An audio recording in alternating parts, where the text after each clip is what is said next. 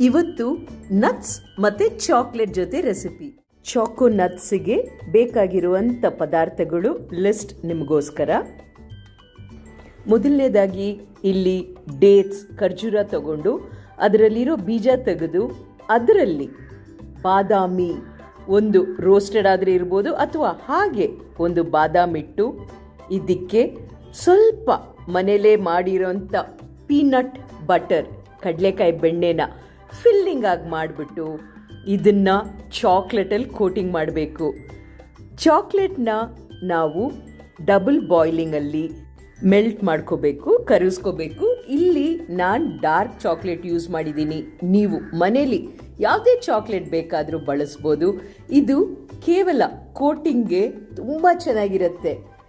ಈಗ ನಾವು ಆಲ್ರೆಡಿ ಬಾದಾಮು ಮತ್ತು ಪೀನಟ್ ಬಟರ್ ಹಾಕಿಟ್ಟಿರೋದನ್ನ ಈ ಚಾಕ್ಲೇಟಲ್ಲಿ ಕೋಟ್ ಮಾಡಿ ಒಂದು 10 ನಿಮಿಷ ಫ್ರಿಜ್ಜಲ್ಲಿಟ್ಟರೆ ಸಾಕು.